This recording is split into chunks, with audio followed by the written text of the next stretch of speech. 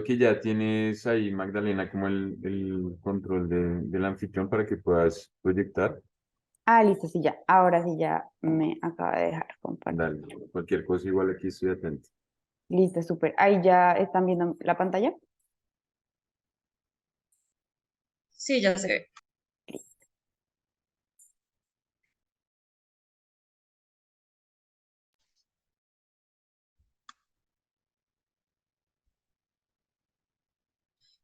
Muy buenos días para todos. Hoy estaremos Magdalena Serviante y María Lucía Cruz en la capacitación de hoy. Vamos a iniciar con un quiz de conocimientos previos. Posteriormente, vamos a hablar de la Ley 951 del 2005, el proceso de empalme para los candidatos entrantes, un tema de rendición de cuentas y finalizaremos con un quiz de conocimientos adquiridos. Entonces vamos a proceder con compartirles el quiz de conocimientos previos. En un momento les comparto el enlace por el chat también para los que se les pueda llegar a dificultar y vamos a dar aproximadamente 10 minutos para que puedan resolver el quiz de conocimientos adquiridos. La idea es que con este quiz pues podamos valorar cómo están sus conocimientos en este momento y cómo vamos a terminar con al finalizar la capacitación, pues también ver qué aprendieron y qué conocimientos nuevos adquirieron. Ya en un momento estoy con el enlace por el chat para los que les queda difícil con el código QR.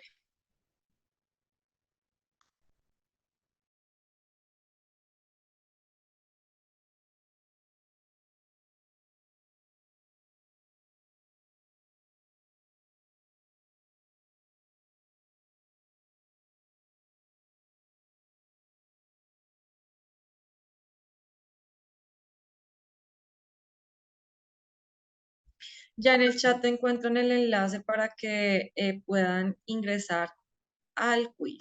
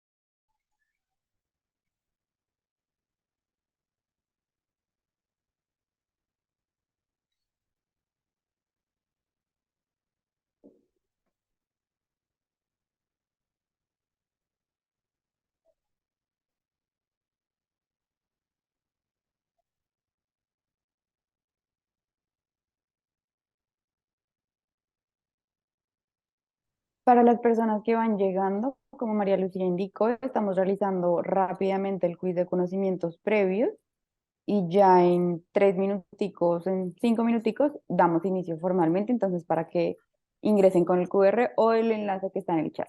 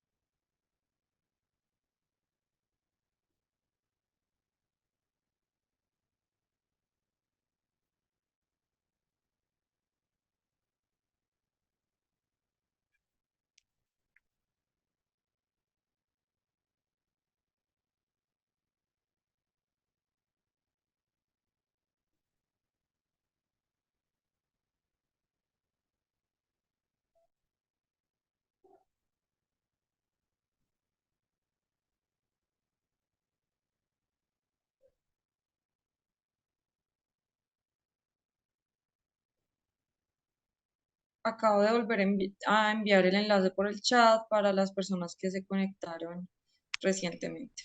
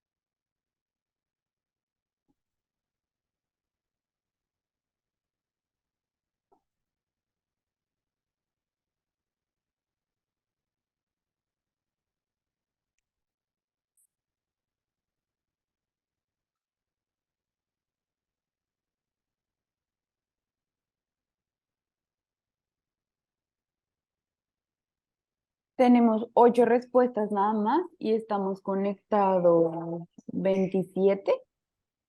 Entonces, por favor, para que vayamos enviando las respuestas, ya en un minutico vamos a comenzar.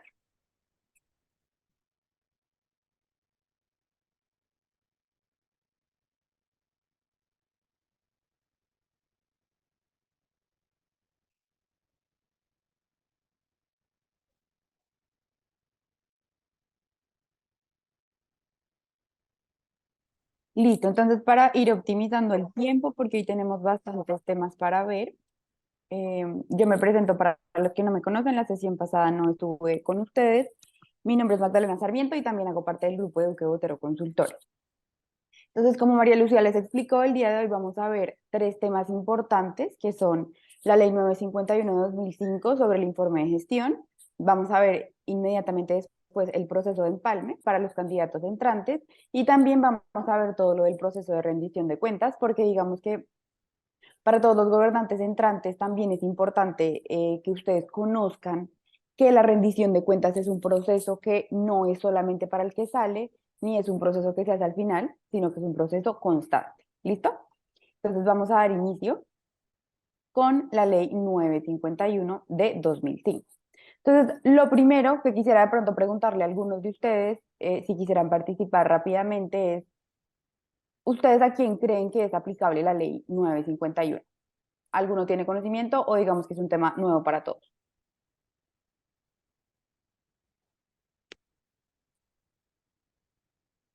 Ok. Entonces, Digamos que la respuesta a esta pregunta se encuentra directamente en esta ley. Digamos que nos enfocamos en analizar el informe de gestión a la luz de esta ley porque es la normativa específica que nos la regula. Y entonces esta misma ley nos dice claramente que esta debe ser aplicable y sus disposiciones tienen que ser cumplidas por dos tipos de funcionarios. Entonces van a ser los representantes legales y los que ejerzan funciones titulares dentro de la entidad de todas las ramas del poder, legislativa, judicial y ejecutiva. Y adicionalmente también los particulares que administran recursos públicos. ¿Listo? Entonces estos son los sujetos que deben cumplir con todas las disposiciones que me da la 951, que ya vamos a ver más adelante cómo se materializa. Y además, muy importante, de pronto le salió en su quiz de conocimientos previos, y si no, de pronto le sale en el de adquiridos, que es de todos los órdenes, es decir, orden nacional, departamental, municipal, distrital, metropolitano, no solamente del orden municipal y departamental, sino de todos los órdenes. Y entonces ahora nos tenemos que hacer la pregunta de cuándo se realiza este proceso de entrega y de recepción de los recursos y asuntos públicos. Entonces digamos que esto es muy importante y soy enfática en ello porque digamos que el acta de informe de gestión es un proceso mancomunado tanto por el que sale como por el que llega. Obviamente la elaboración está en cabeza del gobernante saliente, pero el proceso de recepción y de, digamos, de todo el proceso que trae consigo este acto formal, pues involucra a ambos funcionarios. Entonces, por regla general, ¿cuándo se realiza? Se hace al término e inicio del ejercicio de un nuevo cargo público para los servidores públicos, y esto se hace, digamos, que el lapso que nos da la ley son 15 días hábiles después de haber salido del cargo, cualquiera que hubiera sido la causa por la cual se dejó el cargo. Entonces, ahora ya vamos a comenzar a identificar cuáles son esas obligaciones de los servidores públicos. Para efectos metodológicos, acá van a encontrar la imagencita verde para los que entran y la imagencita roja para los que salen. ¿Listo? Digamos que la idea es que vamos a hacer un estudio conjunto de las obligaciones de ambos porque son importantes y como ya se van a dar cuenta, van a evidenciar que digamos que son obligaciones que van recíprocas, por supuesto que hay unas que son individuales, pero que es importante tenerlas en cuenta desde ambos enfoques. Entonces, los gobernantes salientes están obligados a entregarle al servidor público entrante un informe mediante acta de gestión sobre los asuntos y recursos a su cargo. Ya vamos a ver ahorita inmediatamente después cuáles son esos puntos que tiene que tener el informe de gestión y que tiene que obligatoriamente tocar el funcionario. Ayer cuando hacíamos la capacitación para los gobernantes salientes, que nos enfocamos un poco más profundo en este tema porque es más de, digamos que de su lado, hicimos un ejercicio muy interesante en donde estudiamos informes de gestión reales de funcionarios públicos. Y yo les explicaba a sus compañeros que muchas veces estos funcionarios no tienen todos los temas a su cargo, todos los temas que vamos a ver a continuación, pero sin embargo, incluyen dentro de su informe y hacen referencia a que no tenían, digamos que, bajo sus funciones ese tipo de actividades. Entonces, estas son. La entrega de los asuntos y recursos a su cargo tiene que incluir lo siguiente. Esto me lo da la ley, digamos que taxativamente. Primero, tengo que tener un informe resumido por escrito de lo que hizo en la gestión el servidor público saliente. Segundo, tengo que tener un detalle pormenorizado y obviamente actualizado de los recursos materiales, financieros y humanos, así como de todos los bienes muebles e inmuebles a su cargo. Detalle de los presupuestos, programas, estudios, proyectos, todo lo que tuviera a su cargo tiene que decir cómo está, cómo lo encontró. Obras públicas y proyectos en proceso. Como nuestro enfoque también va a ser aquí de contratación en la capacitación, vamos a ver ahorita cuando María Lucía les explique el proceso de empalme, qué es eso que también usted como entrante tiene que preguntar en temas de contratación y que es indispensable porque también usted va a recibir el informe del acta de gestión y va a tener una información, pero usted también tiene que revisarla, analizarla, estudiarla, contrastarla con la realidad y además esta misma ley nos dispone que incluso usted tiene la posibilidad de, en un lapso de 30 días, requerir al saliente y preguntarle y decirle, por favor, explíqueme o acláreme esta información que tengo acá.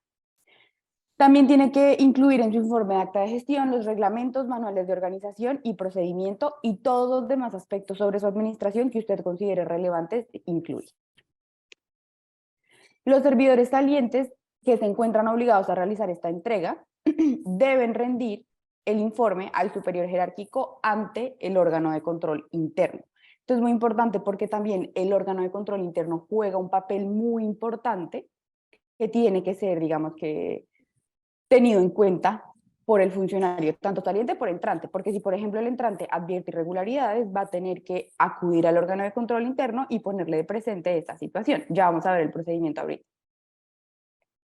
Entonces, como les venía diciendo también, este es un proceso que es mancomunado y también hacen parte de él los titulares de las dependencias de la misma entidad.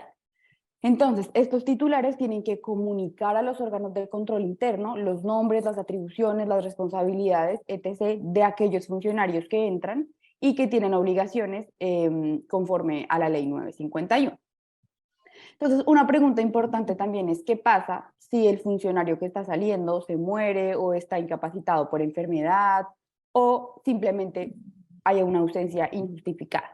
Entonces, lo que sucede es que la misma norma nos prevé un procedimiento que tenemos que seguir.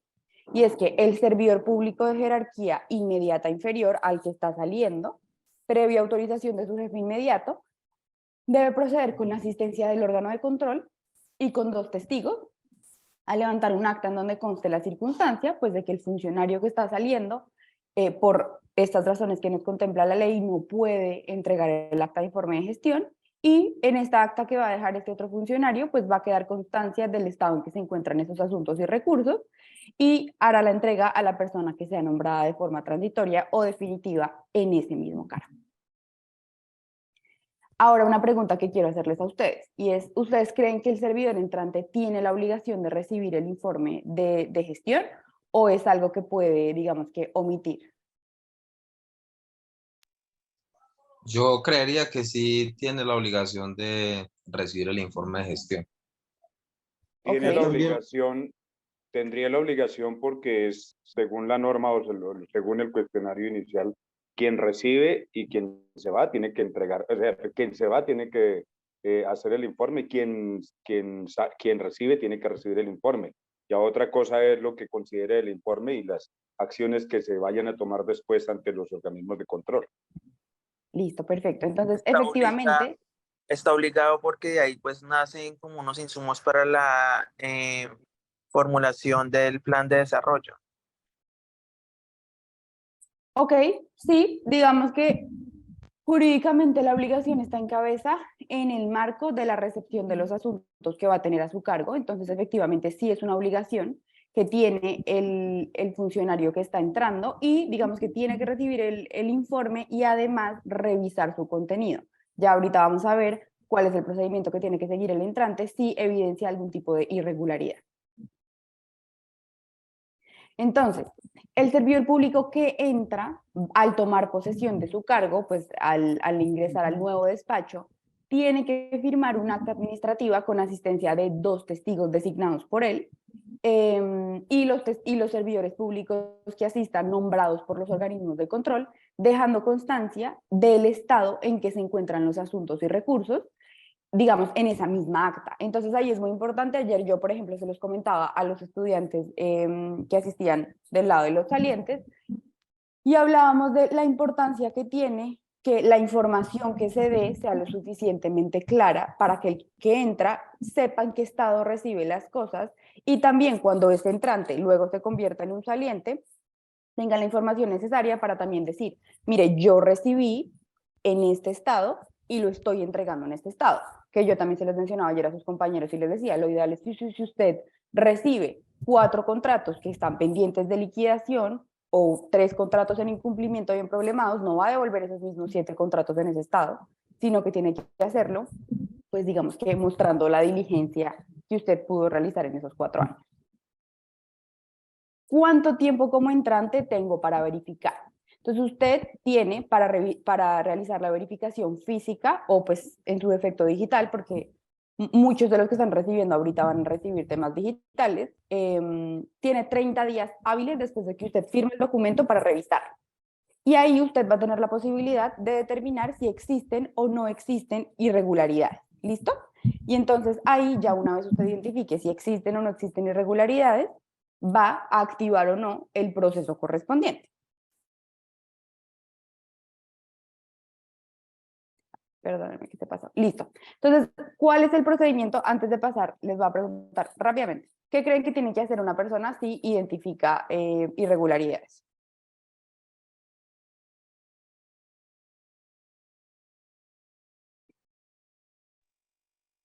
Acudir a los organismos de control.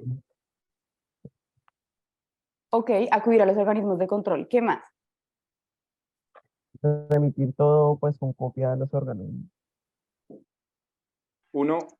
A propósito de eso, yo escuchaba a alguien una idea que es llamativa y dice, mire, aparte de reportar a los organismos de control, como dice don Carlos, él decía, la idea es que cuando yo asuma la alcaldía voy a hacer una especie de libro blanco, es decir, lo que creo que hicieron alguna vez en Cartagena, creo que alguna vez lo hicieron en Cartagena, y es decir, cómo recibe la administración y a qué se puede comprometer o a qué no se puede comprometer. Esto puede ir a parte del tema relacionado con el informe de gestión. Yo como alcalde entrante puedo pedir a los organismos de control o a una autoridad una auditoría de tal y cómo se recibe la alcaldía.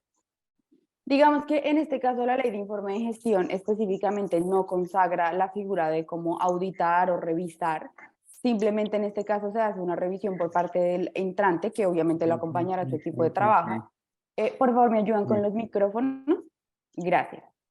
Que lo acompañará a su equipo de trabajo, en donde lo que hace es revisar e identificar si existen o no irregularidades, notificándolo al órgano de control para que el órgano de control sea el que tome las medidas.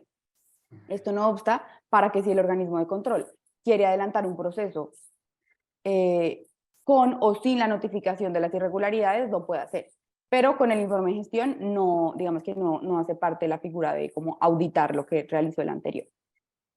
Entonces, ¿qué se hace? Hay dos cosas que se tienen que hacer. Yo pongo en conocimiento al órgano de control que corresponda y además, entonces ese órgano de control va a activar otro mecanismo que es que se va a llamar al servidor público entrante, perdón, al servidor público saliente, para que proceda con la aclaración dentro de los 30 días hábiles siguientes respecto a esas irregularidades.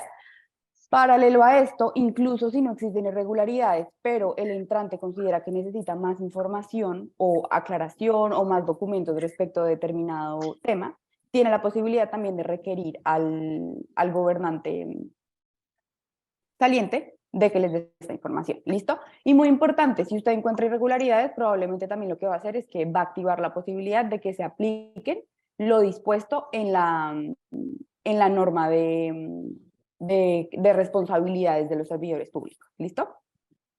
Hola. Entonces, perdón. Sí. De pronto, otra gestión que se podría hacer como gobernante entrante es pues darle prensa a esos hallazgos, avisar al consejo o a la asamblea, dependiendo. Digamos que en este caso no se involucran los órganos colegiados, sino que inmediatamente lo que hace es el órgano de control, porque ya como está en ese proceso de empalme y digamos de salida, al que le queda la competencia, por decirlo así, en este momento, es a los órganos de control.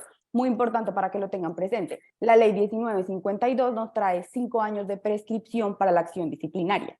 Y, por ejemplo, en temas penales, ustedes saben que los delitos prescriben por el mismo tiempo de la pena. Es decir, si usted celebró un contrato, como saliente, me refiero, si usted celebró un contrato que no cumple los requisitos legales o con un interés indebido, por ejemplo, y la norma le dice que usted podría tener una pena de hasta 8 años, va a tener hasta 8 años para que lo investiguen, así sea saliente.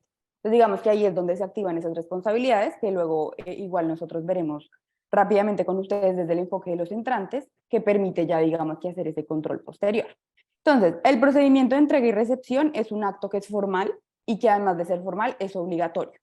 Entonces, usted además tiene que hacerlo de forma escrita, por supuesto, en donde entrega todo el estado, en donde va usted a darle al funcionario entrante los asuntos que usted tenía a su cargo. ¿Listo? Un tema muy importante también es la actualización. Entonces, el entrante también tiene la posibilidad, digamos que toda esta información que se les da a ustedes desde el lado de los entrantes, que tienen en cabeza los salientes, es para que sepan que también en su oportunidad de pedir más información, de pedir aclaración, puede requerir al saliente para que le dé esta información actualizada. Si usted se da cuenta que la información que le dan del despacho está al año 2021, usted tiene la posibilidad de decirle, por favor, entrégueme la información a 2023, que es la fecha en la que yo estoy recibiendo los asuntos. ¿Listo? Porque el saliente tiene la obligación de darle a usted la información actualizada. ¿Qué plazo tengo para requerir al saliente?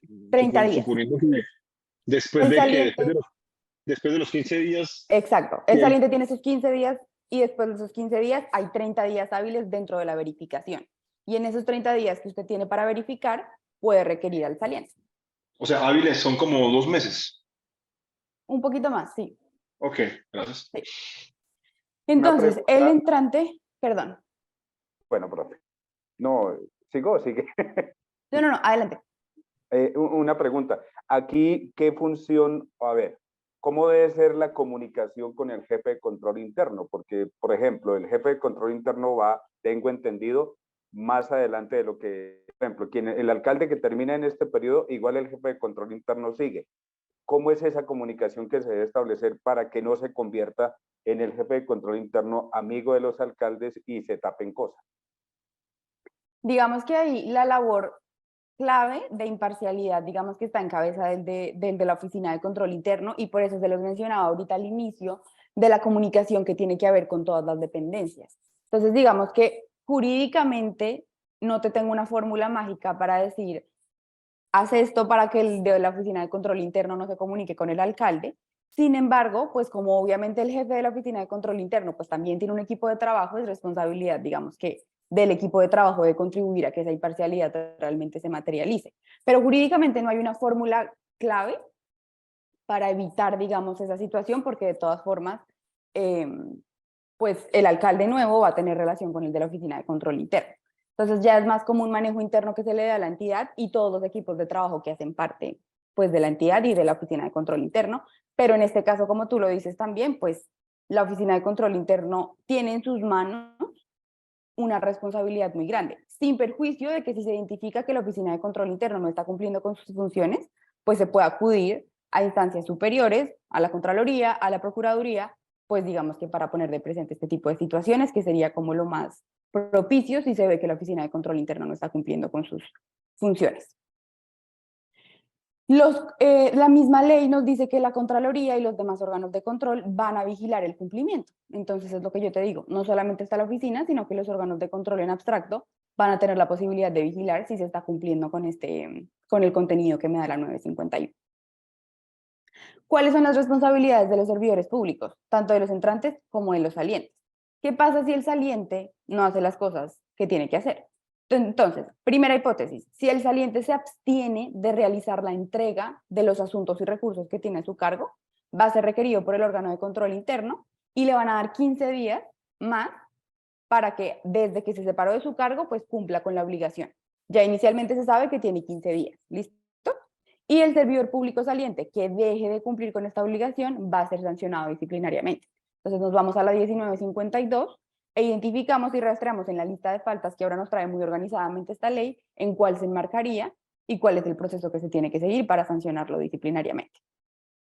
Y lo mismo, si yo entrego y cumplo, esto no me exime a mí de que yo pueda tener en cabeza como saliente de algún tipo de responsabilidad disciplinaria. La entrega no me exime a mí de responsabilidad como saliente.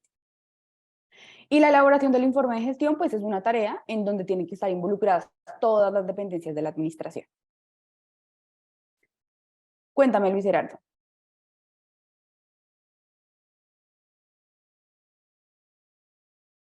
Luis Gerardo. En caso de, por decir algo, en caso de fallecimiento del alcalde saliente, ¿quién asume la responsabilidad de Te los indiqué inmediatamente apenas comenzamos la capacitación y la respuesta es el servidor, digamos que inmediatamente inferior al que está saliendo, con autorización de su jefe inmediato, va a ser el que va a levantar un acta, primero en donde conste, por ejemplo, que el saliente falleció, o también si está incapacitado por enfermedad o si simplemente no apareció, deja constancia de esa situación y además deja constancia de en qué estado se encuentran los asuntos que tenía en su cargo la persona que, por ejemplo, falleció. Si el alcalde saliente por ningún motivo hace entrega, ¿quién hace entrega? ¿Qué sucede ahí? Es que yo llegué un poquito tarde al... ¿Me repites la pregunta, por favor? En caso de que por ningún motivo el alcalde saliente quiera hacer entrega, ¿qué sucede ahí? Entonces, ahí hay varias situaciones que se activan. Si el señor no aparece por ningún lado, haces, digamos que el servidor, el proceso que te acabo de decir ahorita, el servidor inmediatamente inferior lo realiza y deja constancia. Segundo, si no aparece, de todas formas se activa el procedimiento, por decirlo así, de incumplimiento, que hace que el órgano de control requiera al saliente y le diga, por favor, tiene 15 días para entregármelo. Y además de ello, puedo activar la falta disciplinaria que tenga la 1952 por incumplimiento de sus funciones e inicio todo el procedimiento disciplinario. Gracias. Listo, entonces continuamos, le doy la palabra a María Lucía. Bueno, listo. Vamos a iniciar con el proceso de empalme para los gobernadores entrantes. Muy bien. Entonces, tenemos que tener en cuenta varios artículos. El primero, el numeral segundo del artículo 39 de la ley 152 de 1994. ¿Qué es importante tener en cuenta acá? Que conforme o pues sobre la elaboración de planes territoriales de desarrollo, cuando sea elegido el alcalde o el gobernador, todas las dependencias de la administración territorial, tanto autoridades, organismos de planeación, tendrán que presentar a los candidatos electos y a las personas que estos pues señalen todo el apoyo administrativo, técnico y toda la información que sea necesaria para la elaboración de este plan territorial de desarrollo, que será la ruta y la guía pues para la implementación y el trabajo que se desarrollarán respectivamente tanto el alcalde como el gobernador. Ahora bien, el artículo 50 de la ley 1757 del 2015 dice que es obligatoria la rendición de cuentas a la ciudadanía. ¿Y por qué esto es tan importante? Pues porque se tiene que hacer el seguimiento y decir qué fue lo que cumplí y qué fue lo que no desarrollé. Entonces esto, tanto a nivel nacional como territorial, está esa obligación para que se informe y explique toda la gestión relacionada, así como los resultados de los planes de acción y avances en la garantía de los derechos. Entonces, ojo, es muy importante pues tener mucha atención a estas rendiciones de cuentas que tienen que realizar pues tanto alcaldes como gobernadores de toda la gestión realizada durante los 4 años. El artículo 22 de la ley 1909 del 2018 señala que tanto gobernadores como alcaldes distritales y municipales tendrán que presentar a la Corporación Pública de Elección Popular un informe de cumplimiento de las metas del plan de desarrollo, ejecución y presupuesto de inversión. Esto también servirá pues para los que van a entrar para saber en qué estado está la entidad a la que van a entrar a desarrollar todas sus actividades. Bueno, vamos a ver un video.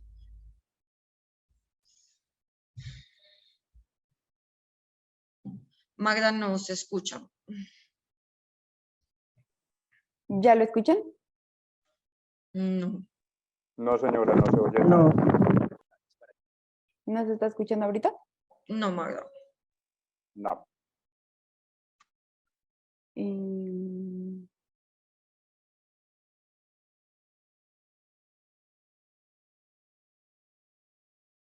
Espérenme un segundo, dejo de compartir un segundo.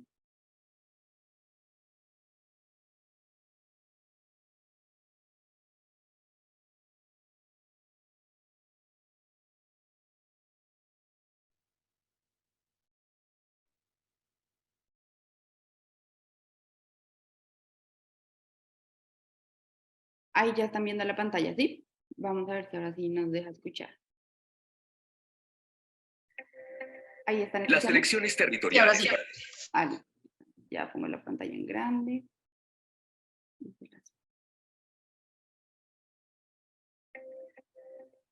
Las elecciones territoriales para elegir nuestros gobernantes indican que es hora de cerrar ciclos y abrir otros. A este proceso de transición se le conoce como empalme de gobierno, el cual contribuye a la rendición de cuentas de las entidades territoriales.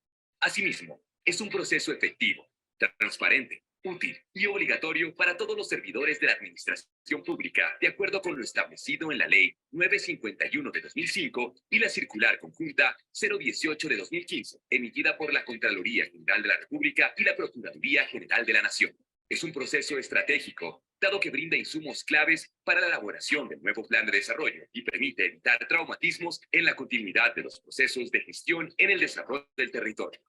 A nivel nacional, se ha realizado un esfuerzo con diferentes entidades para desarrollar un instructivo para gobiernos salientes y entrantes y apoyar el proceso de empalme en el que deben participar el gobernante saliente y sus funcionarios, el gobernante electo, los consejos territoriales de planeación, los organismos de control y el jefe de la Oficina de Control Interno, quien se convierte en un elemento clave gracias a su mirada independiente y continuidad en la nueva administración. También puede participar la ciudadanía, sus organizaciones y las corporaciones públicas. El proceso de empalme debe realizarse en 3 fases: la fase preparatoria, la fase de empalme y la de gestión y uso de la información.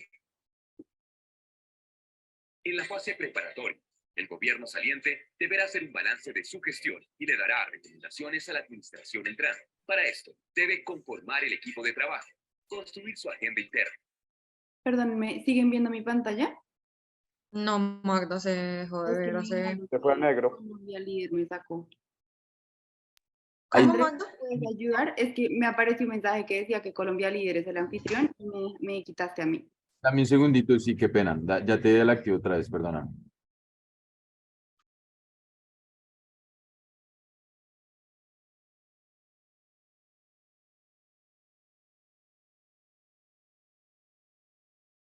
Listo, ya les voy a volver a compartir pantalla.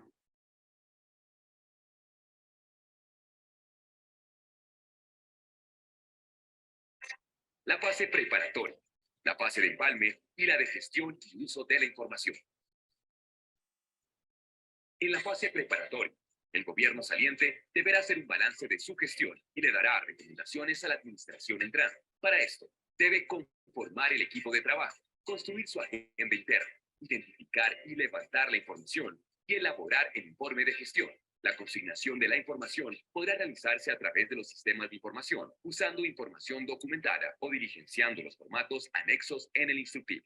La fase 2 de empalme es un momento estratégico para la entrega y asimilación de la información. Los 2 equipos, en conjunto, deben realizar sesiones de comisión de empalme para discutir, entregar y aclarar la información de cada dependencia. Para finalizar, el gobierno saliente elabora el acta de entrega de gobierno y se realiza una reunión abierta para que la ciudadanía conozca los resultados del proceso. La fase 3, denominada gestión y uso de la información, está dirigida al gobierno entrante, el cual debe analizar la información entregada para darle un uso estratégico. Esto garantiza la prestación de los servicios básicos y los procesos administrativos de la entidad territorial y sirve de insumo para la elaboración del nuevo plan de desarrollo. Se recomienda al gobierno entrante, en reunión abierta, presentar un balance con el estado actual y la base sobre la que empieza la nueva administración. Con un empalme exitoso y efectivo, se garantiza que las iniciativas exitosas permanezcan en un modelo de construir sobre lo construido, en el que los principales ganadores sean el territorio y la comunidad.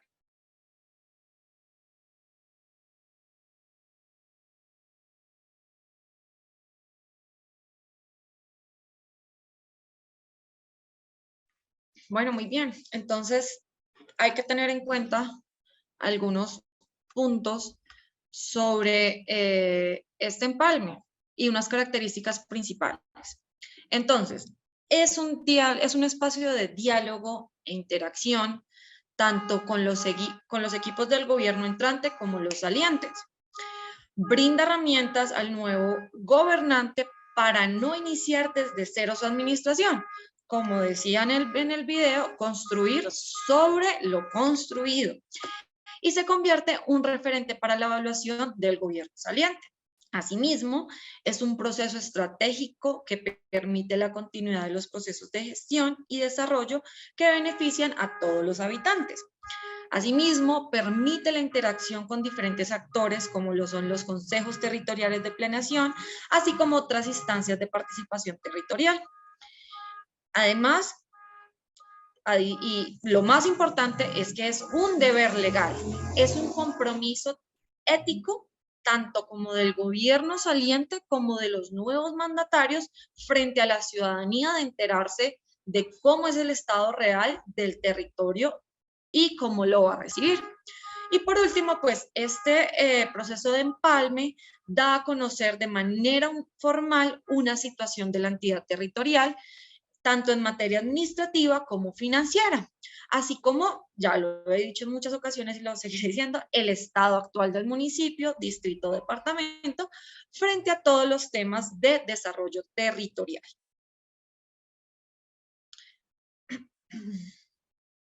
Es así que en el marco, el empalme de gobierno es un proceso efectivo, transparente, útil y obligatorio, en el cual se hace entrega y se recibe formalmente la administración pública. Entonces, ¿cuáles son los sujetos claves que hacen parte de este proceso de empalme?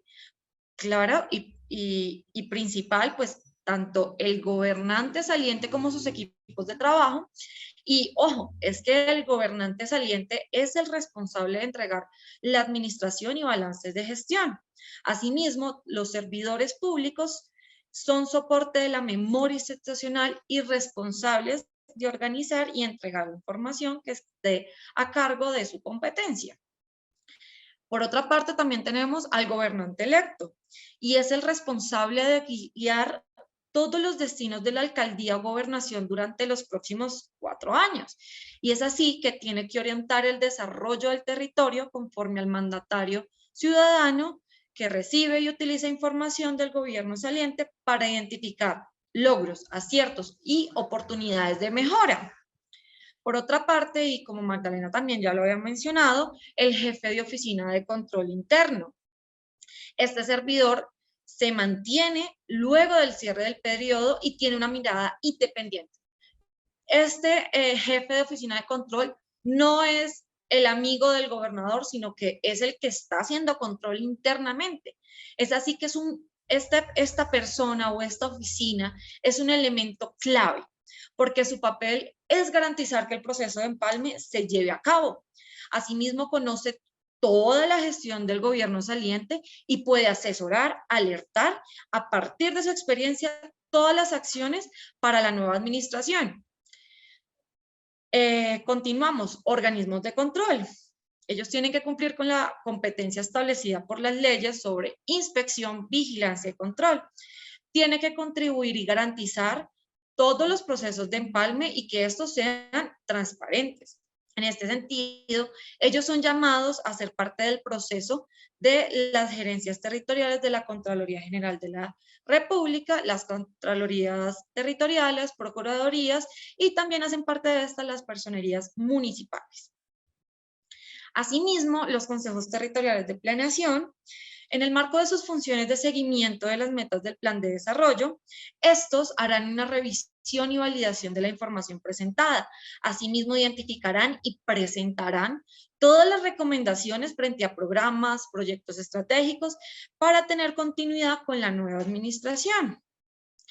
Y claro, supremamente importante, la ciudadanía y sus organizaciones tienen que conocer toda la información que hace parte del empalme, que socializa la administración, es decir, puede que la ciudadanía, vamos a tener algunos que estén interesados como otros que no, pero los que están interesados hay que rendir cuentas, ellos tendrán que estar pues atentos y deberán analizar toda la coherencia frente a los ejercicios que se han hecho de rendición de cuentas y pues proponer a la nueva administración temas que considere la comunidad como prioritarios. Las corporaciones públicas, asimismo, podrán solicitar información correspondiente del proceso de empalme, que tiene un carácter público, y proponer recomendaciones con base al análisis que ellos mismos le hacen a los documentos. Y por último, delegados de los núcleos en municipios incluidos en el programa de desarrollo con enfoque territorial. Ellos conocen y articulan los compromisos establecidos con los programas de desarrollo con enfoque territorial y estos pues dan cumplimiento al decreto 893 del 2017. En los empalmes de los 16 departamentos involucrados, la participación se propone que sean al menos 2 proponentes de los pobladores que participaron para la aprobación del plan de acción para la transformación regional, que son instrumentos de planeación de las subregiones. Muy bien. Continuemos, Magda. ¿Qué debo preguntar o revisar con detenimiento en materia de contratación pública? Les pregunto a ustedes, ¿qué creen ustedes que deben tener en cuenta o que ustedes tengan en mente que cuando lleguen a la nueva administración, ya sean asesores, ya sean que hagan parte del gabinete o que sean los seleccionados como alcaldes o gobernadores o algún cargo que tenga una relación directa con la contratación pública, qué deben tener en cuenta?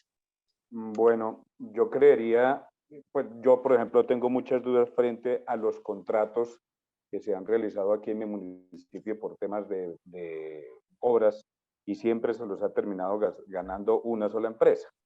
De hecho es algo que dicen las personas. Entonces el tema de contratación, ¿cómo queda frente al futuro? Hay un micrófono abierto y sí, está... Joana, por favor, ¿podrías apagar tu micrófono? Gracias. Gracias. Continúa, Wilson. Entonces, en el tema, por ejemplo, sobre la contratación actual, ¿qué es lo que está pasando con la contratación actual?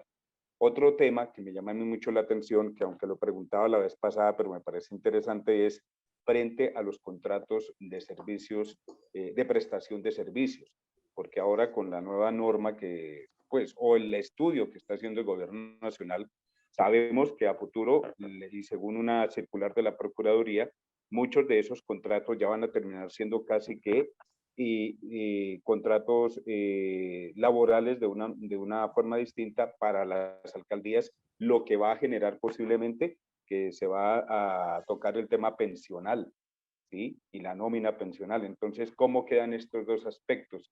Y no sé, pues como también esas recomendaciones puntuales frente a esas que ustedes han hecho ahí para poder generar una contratación estable, pero transparente a la ciudadanía. ¿Alguna otra forma en la cual uno pueda también visibilizar esa contratación para que sea de cara a la ciudadanía? Aunque se dice que el SECOP, pero uno sabe que infortunadamente por allí meten muchos goles también. Gracias. Bueno, Wilson, muy importante saber sobre los contratos actuales. Santiago, cuéntame. Buenos días. Bueno, días. ¿qué se debe preguntar? Número de contrato, objeto del contrato, en qué estado está la ejecución contractual y ver su liquidación, si ya está para liquidar o qué incumplimientos o en qué estado se encuentra. De pronto lo que decía ahí el compañero para aclararle respecto a la contratación de servicios profesionales o de apoyo a la gestión, se restringe únicamente para aquella contratación que utiliza recursos de funcionamiento. La nueva, pues lo que dice la nueva norma es que estos contratos se vuelvan laborales a término fijo, como una nómina temporal, pero los contratos que vengan con recursos de inversión, para la inversión, sí se pueden hacer por contrato de prestación de servicios. Es como una restricción, pienso yo, no sé si estoy equivocado o quien esto me corrige, pero los recursos de inversión sí se pueden hacer OPS, las populares OPS o CPS, contrato de prestación de servicios. Esa limitante es para los recursos de funcionamiento de la entidad. Bueno, Santiago, muchísimas gracias por tu participación. Entonces, Héctor, levantaste la mano, cuéntame.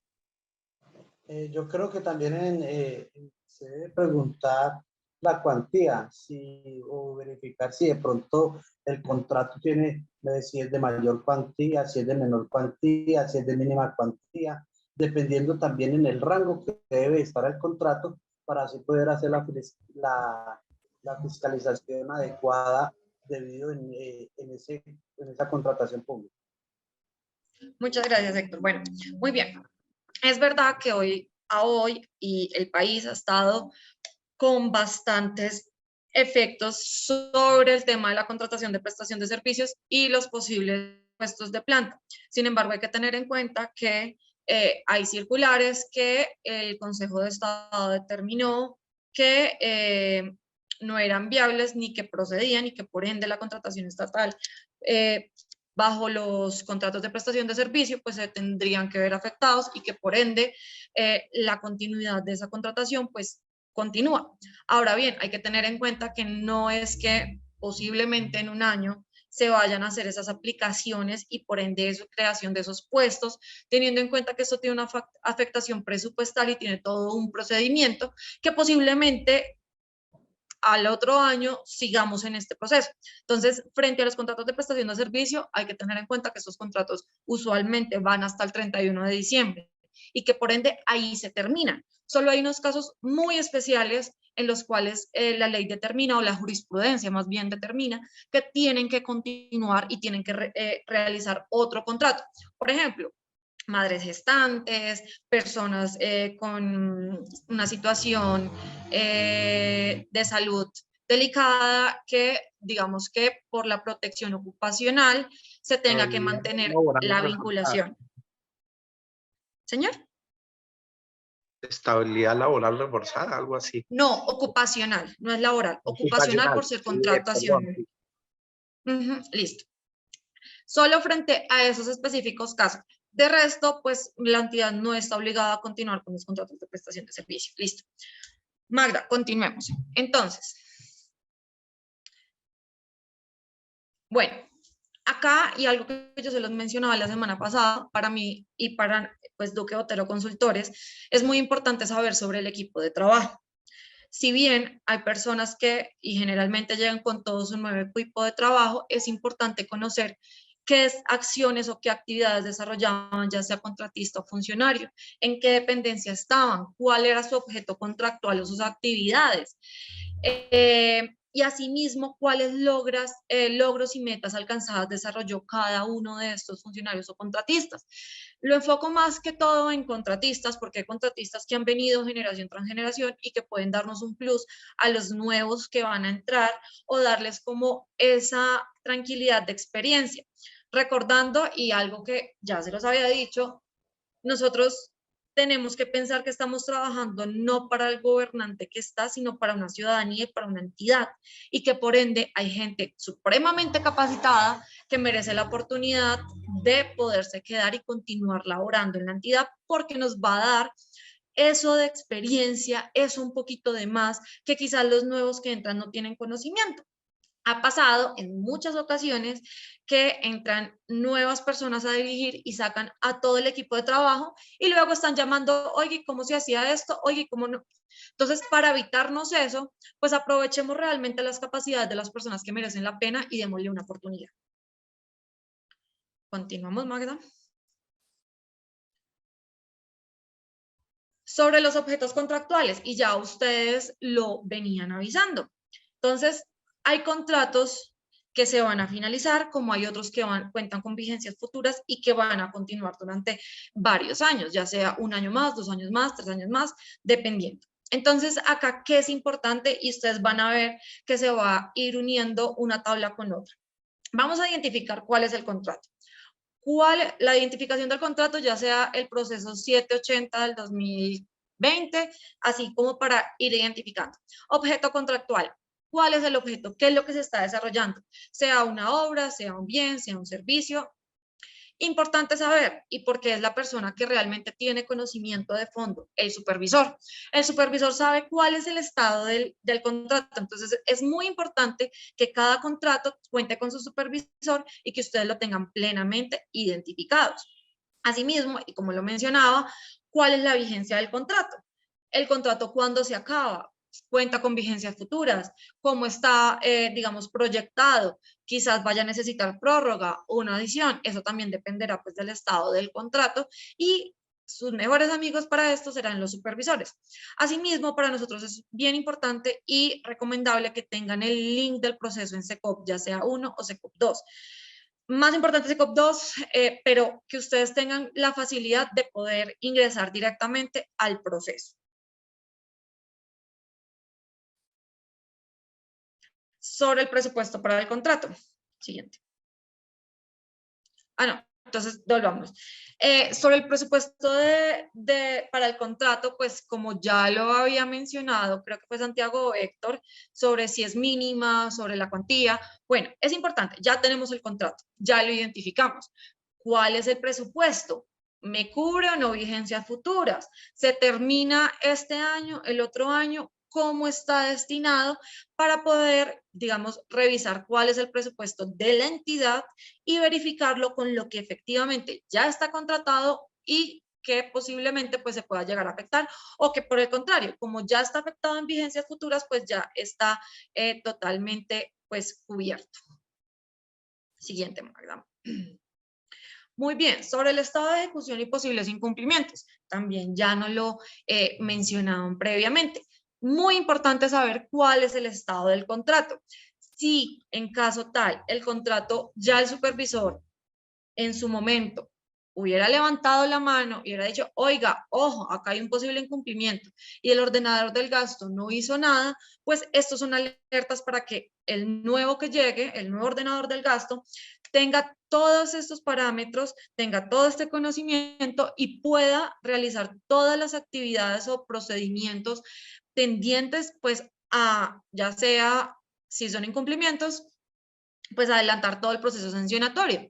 El estado de ejecución, reitero, el mejor amigo es el supervisor porque es el que sabe cómo está el proceso, si se está incumpliendo, si no se está incumpliendo, pero ojo, no nos podemos guiar solo por lo que dice el supervisor, sino que también tendremos que revisar todos los documentos del proceso para poder identificar pues que en efecto sea este el estado del proceso. Es un trabajo realmente que puede ser mancomunado, pero es un trabajo arduo y que se requiere. Porque usualmente puede que los contratos se acepten los pagos y se sigan ejecutando y al final nos vamos a dar cuenta que hay un incumplimiento contractual muy grande. Entonces, para evitarnos esto, importante que todos esos contratos que aún estén en ejecución puedan hacer una revisión detallada en qué estado está y que en efecto se esté cumpliendo y que si hay un incumplimiento, empezar a hacer todas las acciones tendientes para poder salvaguardar los intereses de la entidad y el interés público. Sobre las liquidaciones, realmente es que al principio me hicieron toda la lista de lo que deben tener en cuenta. Sobre las liquidaciones es muy importante saber en qué estado está la liquidación. Si llevan 2 meses, 4 meses, 6 meses, 1 año, 2 años, si ya intentaron hacer bilateralmente la liquidación, si definitivamente tocó sacar unilateralmente. Recuerden, después del plazo establecido por la norma, ya no se puede liquidar y por ende se procederá con el archivo del expediente contractual. Pero esto es muy delicado si nosotros dejamos vencer. ¿Por qué? Porque si la liquidación habían unos dineros para devolver a la entidad por la falta de ejecución o porque, no se hicieron esas erogaciones presupuestales, pues la entidad tiene que realizar todo su debido proceso.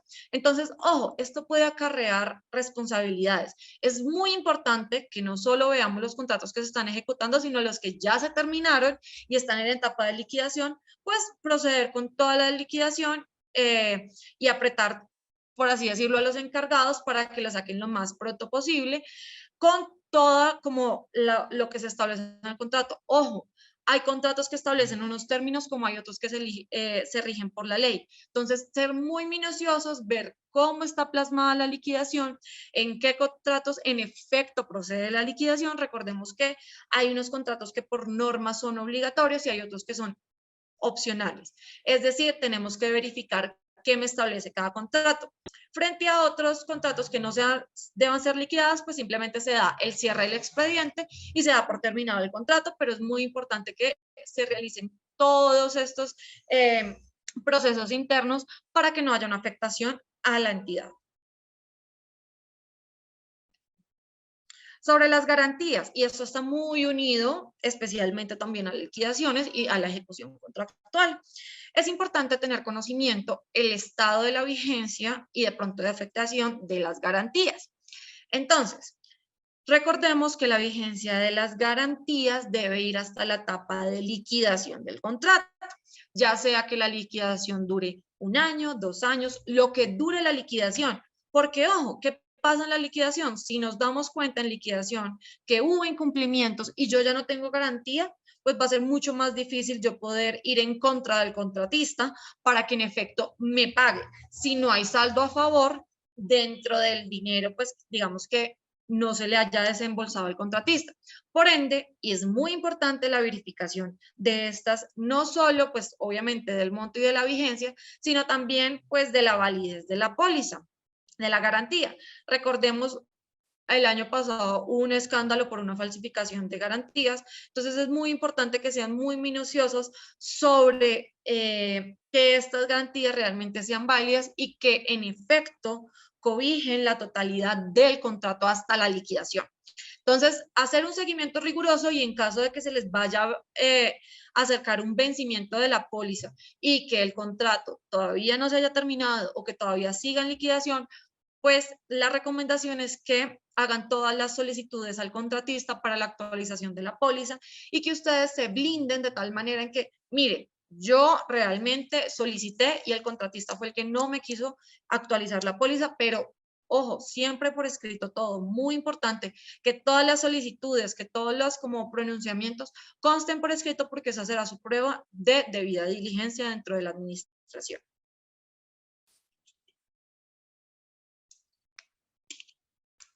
Bueno, esto también es muy importante.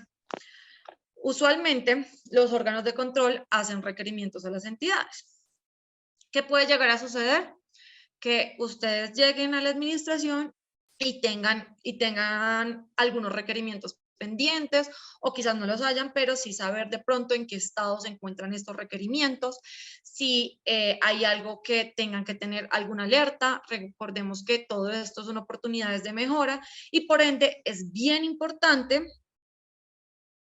que tengamos en cuenta qué requerimientos hay, qué se respondió, qué oportunidades de mejora hay, porque eso es una base para que posteriormente a ustedes no les requieran lo mismo y les dejen hallazgos, ya sea administrativos, ya sean fiscales, disciplinarios. Entonces, es muy importante que conozcan qué fue lo que dijo la Contraloría o la Procuraduría, pues estos órganos de control, y las oportunidades de mejora.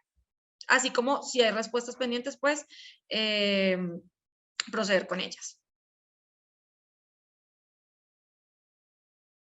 Y ahora, para continuar, vamos entonces a seguir con el tema de rendición de cuentas. ¿Listo? Como se los mencionamos desde el inicio, la rendición de cuentas es un proceso mancomunado y digamos que transversal a todo el ejercicio de las funciones que llevan a cabo los servidores públicos. Entonces, esto es súper importante porque nos va a dar pie y nos va a dar la pauta para poder identificar en qué momento se le puede exigir a determinado gobernante que rinda cuentas sobre su gestión. Entonces, vamos a ver brevemente el video, permítanme lo abrimos, sobre este tema. Por favor, me confirman si escuchan el video. ¿Listo? ¿Ya está cargando? Sí se escucha. Listo. ¿O no? No, mentiras, no se escucha, Magda. Espérate. ¿No se escucha? No, no se escucha. Voy a dejarles de compartir un segundo.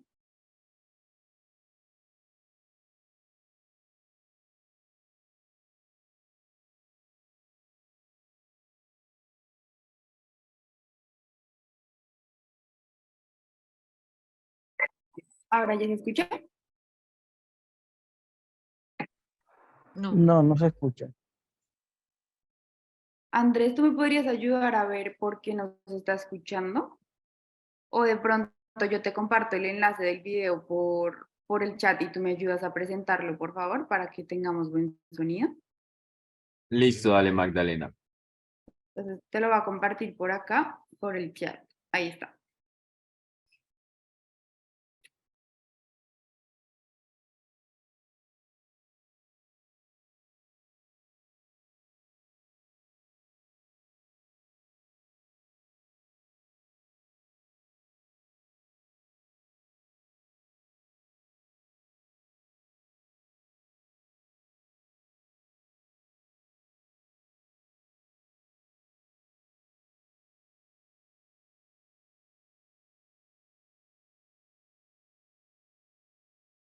¿Sí lo viste, Andrés? Sí, dame un segundo, ya lo estoy aquí abriéndole. Ah, no, tranquilo, tranquilo. Solamente era para saber, tranquilo. Me da paz.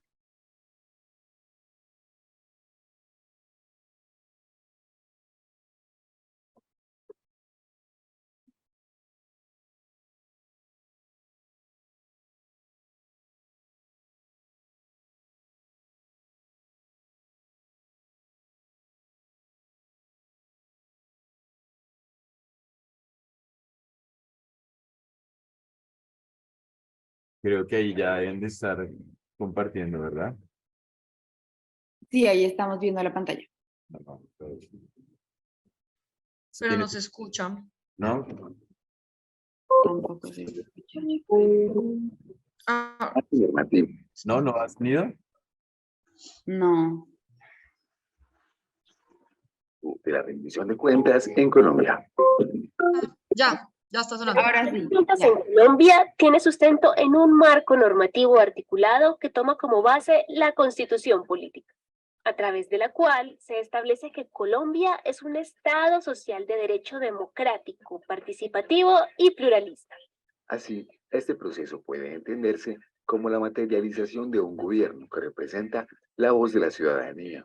Por lo tanto, se crean normas para establecer la rendición de cuentas como una obligación de las entidades públicas para garantizar la visibilidad de la gestión, la transparencia y el ejercicio del control por parte de la ciudadanía. La Ley 1474 de 2011 establece, referente a la democratización de la administración pública, en su artículo 78 que todas las entidades y organismos de la administración pública tienen la obligación de desarrollar su gestión acorde con los principios de la democracia participativa y la democratización de la gestión pública. Para ello podrán realizar todas las acciones necesarias, con el objetivo de involucrar a los ciudadanos y organizaciones de la sociedad civil en la formulación, ejecución, control y evaluación de la gestión pública. Este artículo modifica el artículo 32 de la Ley 489 de 1998. Por su parte, la Ley 1757 de 2015, en su artículo 48, establece que la rendición de cuentas es una expresión de control social que comprende acciones de petición de información y explicaciones, así como la evaluación de la gestión. Este proceso tiene como finalidad la búsqueda de la transparencia de la gestión de la administración pública y a partir de allí lograr la adopción de los principios de buen gobierno, eficiencia, eficacia, transparencia y rendición de cuentas en la cotidianidad del servidor público. Asimismo, en el artículo 60, Control Social a lo Público, se establece que el control social es el derecho y deber de los ciudadanos a participar de manera individual o a través de sus organizaciones, redes sociales e instituciones en la vigilancia de la gestión pública y sus resultados. Continuando con esta temática, la Constitución en su artículo 270, en términos de participación ciudadana, menciona que la ley organizará las formas y los sistemas de participación ciudadana que permitan vigilar la gestión pública que se cumpla en los diversos niveles administrativos y sus resultados. Dichos mecanismos de participación ciudadana se reglamentan posteriormente en la Ley 134 de 1994 y son iniciativa popular legislativa y normativa ante las corporaciones públicas, referendo, referendo derogatorio, referendo aprobatorio, revocatoria del mandato, el plebiscito, consulta popular y cabildo abierto. En cuanto a la incidencia de los ciudadanos en los procesos de control social a la gestión pública, se dan otras opciones, además de las relacionadas anteriormente, para realizar esa labor, como es el caso de las veedurías ciudadanas, las cuales son reglamentadas en la Ley 850 de 2003. De otro lado está el documento COMPES 3654 de 2010, por el cual se establece la política de rendición de cuentas de la rama ejecutiva a los ciudadanos. En esta línea haremos énfasis en la reglamentación de la rendición de cuentas de la rama ejecutiva que se abarca en la Ley 1757 de 2015 y de la cual destacamos los artículos 49, 51, 55, 56 y 60 por la relación directa con el tema de esta unidad. Artículo 49. Principios y elementos del proceso de rendición de cuentas. Continuidad y permanencia. Apertura y transparencia. Amplia difusión y visibilidad. Artículo 50. Obligatoriedad de la rendición de cuentas a la ciudadanía. Las autoridades de la Administración Pública Nacional y Territorial tienen la obligación de rendir cuentas ante la ciudadanía para informar y explicar la gestión realizada, los resultados de sus planes de acción y el avance en la garantía de derechos. Artículo 51. Manual único y lineamientos para el proceso de rendición de cuentas. Este manual es la guía de obligatoria observancia para las entidades públicas en el desarrollo del proceso de rendición de cuentas. Este manual deberá contener los lineamientos metodológicos para desarrollar la rendición de cuentas en las entidades de la rama ejecutiva, del orden nacional y territorial, así como las recomendaciones para las demás ramas del poder público y entidades de la administración pública. Incluye criterios para determinar los temas de interés de la ciudadanía, el desarrollo sectorial y regional, así como los lineamientos de información, gobierno abierto y mecanismos de participación ciudadana. Artículo 55. Audiencias públicas participativas. Las audiencias públicas participativas son un mecanismo de rendición de cuentas. Asimismo, son un acto público convocado y organizado por las entidades de la administración para evaluar la gestión realizada y sus resultados con la intervención de ciudadanos y organizaciones sociales. Artículo 56. Etapas de los procesos de los mecanismos de rendición pública de cuentas. El manual único que trata el artículo 51 de la presente ley contendrá aprestamiento, capacitación, publicación de información, convocatoria y evento, seguimiento, respuestas escritas en el término de 15 días a las preguntas de los ciudadanos, formuladas en el marco del proceso de rendición de cuentas y publicación en la página web o en los medios de difusión oficiales de las entidades. Artículo 60. Control social a lo público. El control social es el derecho y el deber de los ciudadanos a participar de manera individual o a través de sus organizaciones, redes sociales e instituciones en la vigilancia de la gestión pública y sus resultados. Por último, como eje transversal al ejercicio de la rendición de cuentas, encontramos la Ley 1712 de 2014, por la cual se crea la Ley de Transparencia y del Derecho del Acceso a la Información Pública Nacional. Por medio de esta, se regulan el artículo 1, el derecho de acceso a la información pública, los procedimientos para su ejecución y garantía, y las excepciones a la publicidad de información, y se define a través del artículo 4 el derecho al acceso a la información, así. En ejercicio del derecho fundamental de acceso a la información, toda persona puede conocer sobre la existencia y acceder a la información pública en posesión o bajo control de los sujetos obligados. El acceso a la información solamente podrá ser restringido excepcionalmente. Las excepciones serán limitadas y proporcionales y deberán estar contempladas en la ley o en la Constitución y ser acordes a los principios de una sociedad democrática.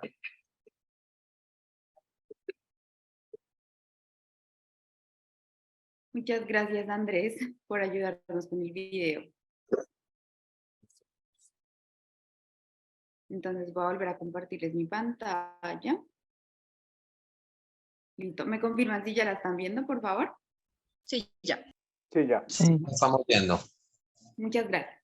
Entonces, listo. Como lo pudimos ver, digamos, de forma resumida en el video, que ya vamos a comenzar a detallar punto por punto en los siguientes minutos que nos quedan, la rendición de cuentas es obligatoria para las entidades y los servidores públicos y digamos que consiste en informar y explicar cuáles son esos avances y los resultados de su gestión. Y muy importante, la misma ley nos lo dice, digamos que todos estos avances se tienen que mostrar en términos de garantía de derechos a los ciudadanos y de sus organizaciones sociales a través de espacios de diálogo público. Todo esto es clave porque tanto en el informe de gestión que les va a entregar a ustedes el saliente, como en la rendición de cuentas, que el saliente tuvo que haber hecho durante su proceso y que ustedes ahora como entrantes van a tener que realizar, van a tener que explicar en términos de garantía de derechos cómo cumplieron ustedes y están cumpliendo con lo que prometieron. Entonces digamos que recordemos que aquí hay un punto muy importante y es desde el inicio, el saliente llegó con un plan de gobierno.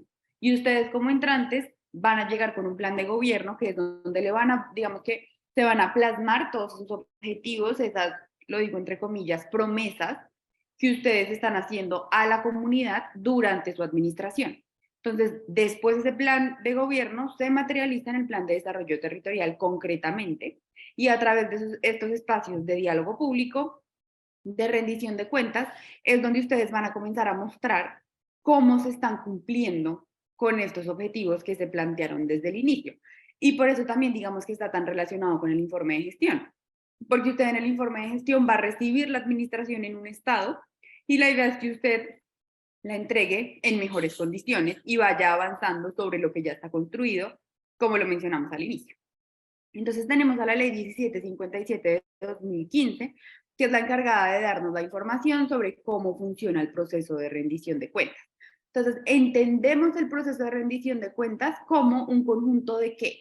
De normas, procedimientos, metodologías, estructuras, prácticas y resultados que se utilizan para que la administración pública de nivel, pues a nivel nacional y territorial, pues a través de sus servidores públicos, que son los que materializan esos objetivos, le informen y le expliquen a la comunidad y pongan en su conocimiento cuáles son los resultados de gestión, de la gestión que han venido realizando, ¿sí? Entonces esto se hace no solamente para los ciudadanos, sino también pues en general para otras entidades públicas, para la sociedad civil e incluso pues para los órganos de control, para que evidencien y conozcan la forma en la que ustedes están llevando a cabo su gestión pública. Entonces, esta es una expresión de control social. ¿Y por qué control social? Porque en últimas, como ustedes ya lo conocen seguramente, nosotros los ciudadanos hacemos uso del voto programático. ¿Qué me dice el voto programático? Yo no estoy votando por Pepito Pérez, por Pepita Pérez, sino que yo estoy votando por ese programa de gobierno que me está mostrando determinados objetivos con los que yo soy afín y con los que yo quiero que se cumplan. Entonces, tengo herramientas que me permiten controlar que esos objetivos que me prometieron, que me propusieron al inicio de determinado gobierno, se cumplan. Entonces, la rendición de cuentas es la materialización, digamos que más directa, de ese control social que puede tener la ciudadanía. Y por supuesto que tiene como objetivo último la búsqueda de la transparencia en la gestión de la administración pública. ¿Listo? ¿Y qué quiere esto materializar? Pues los principios de buen gobierno, eficacia, eficiencia, transparencia, que tiene que tener presente el servidor público pues en todo el desarrollo de sus funciones. Los principios básicos que tiene la rendición de cuentas, ¿cuáles son? Y como les había mencionado desde el inicio, que lo diré hasta el cansancio, la rendición de cuentas es un proceso permanente, no es un proceso que solamente se hace al final del gobierno, del periodo de gobierno, es un proceso permanente y por tanto tiene como fundamento los principios de continuidad y permanencia, apertura y transparencia, difusión y visibilidad, y se fundamenta en elementos que ya ahorita más adelante vamos a estudiar un poco más a profundidad de información, lenguaje comprensible al ciudadano, diálogo e incentivo.